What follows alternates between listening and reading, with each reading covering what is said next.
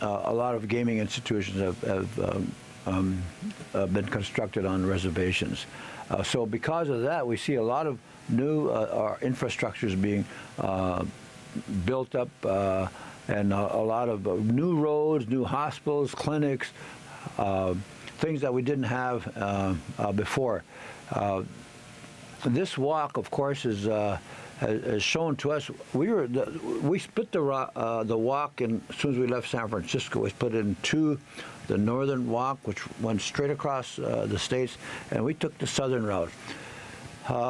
We met a lot of indigenous people in the south, the southern route, and talked about the chromium seeping into the Colorado River, affecting the Fort Mojave tribes, the Wallapai tribes, the Havasupai, the Yavapai Apache, and the exploratory drilling that's going on now for uranium, more uranium mining on the Navajo reservation. They, the Navajo Nation, have taken a strong position against uranium mining.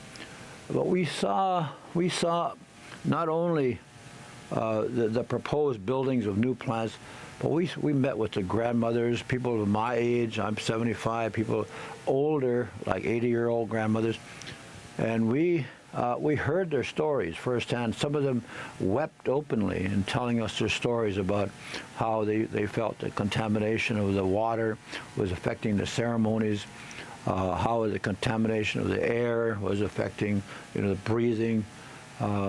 So the global warming is on us. We also heard from other tribal people in Oklahoma about what gaming is doing.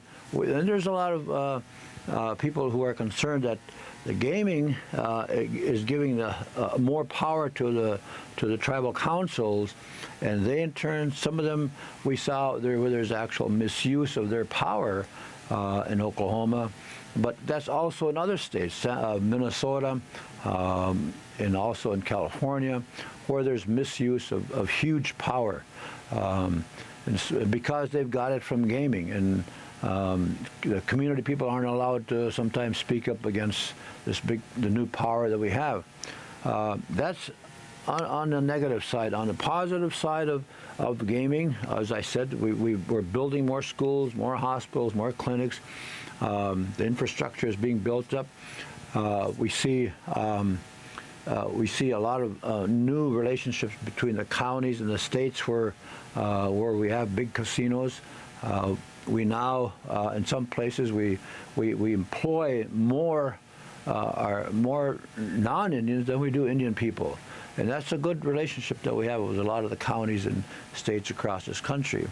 But it's also moved us into another arena where Native people are becoming the players because of the finances that we're able to provide. We become courted, we become wined and dined, and they're after not so much the Indian vote, because in some places there's 1% of the vote across this country, but they're after some of the big bucks. And when they do that, then of course there's some trading going on as in other arenas. When they come asking, we have to deal. Dennis Banks, can you talk about the longest walk northern route going to the U.S. Penitentiary in Lewisburg, Pennsylvania, and also the honoring of the Native American leader Leonard Peltier in jail for life? We, of course, in 1978, we raised the issue of Peltier's innocence and how he was, I felt, wrongly convicted on fabricated evidence, and just to me it was just innuendos. And now, well, I want to say about the 78 walk again, just a little bit. The 78 walk was, we were joined by many tribes, and then also from Japan came the Buddhist monks and nuns of Nipponzan Myohoji, and I want to say Nam-myoho Renge-kyo to them, because they're joining us, and we have approximately 29 Japanese with us, And a lot of our people are learning to expand our horizon of people and culture worldwide. There's people from Australia, Germany, France. We have a big, diverse group of people. But again, we stopped in 30 years ago. We went to the federal penitentiary in Kansas at Leavenworth. And now our Northern Walk attempted to visit Leonard in Pennsylvania. Peltier, over 32 years. And I was in the courtroom 16 years after he was convicted when the government admitted, contrary to what they said, at the closing arguments, that Peltier picked up his rifle and shot the agents. They said he shot them. And then 16 years later, they admitted they did not know who shot those agents in South Dakota. And the judge, of course, he said, what do you mean? He said, 16 years ago, you said Peltier shot those agents, and now you're saying you don't know who shot them. We felt at that time that Peltier would be freed because of the error, but he still sits in prison. And of course, we still bring up his name. We thought that maybe the prior president would have given clemency.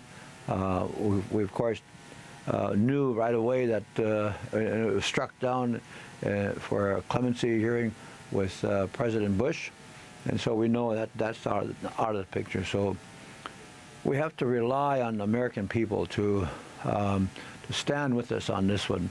They have stood. We've collected at that time 30 years ago. We Dennis collected Banks, over 20. if I could just interrupt Yes. you, we have about a minute left. I wanted to ask you, you're going to be meeting with John Conyers on Friday. What are you going to be presenting to him in terms of the key issues? We have about a minute left. Okay, we have a manifesto for change that we've been developing across the country. We'll be presenting that to Congressman John Conyers and other colleagues of his. This will be the first time that members of Congress have accepted from us a manifesto for change. They didn't, they wouldn't accept it, but we took it around 30 years ago, but this time they're accepting it, and we're very grateful for that. And I also want to thank General Motors, because they have donated for the use of this walk 3 vehicles. They're hybrids, but they've helped us tremendously. But the people across the country, the volunteers that helped us, tremendous volunteers. And I was going to rename the walk, longest walk, to the longest buffet because of all the help that they've given us. So. Well, Dennis Banks, we thank you very much for being with us. We will link at democracynow.org to your website, the public events you will be involved with tomorrow. Dennis Banks, Native American leader, co-founder of the American Indian Movement, leader of the second longest walk. They've just arrived in Washington, D.C. from San Francisco, where they began in mid-February. And that does it for our broadcast. To see the photos and video of the march, you can go to our website, democracynow.org. Democracy Now! Produced by Mike Berkshire, produce Ariel Montangeli, comment, Jeffrey Hickerman, Steve Martinez, Nicole Salazar, and Goodman, Long Gonzalez. Thanks for joining us.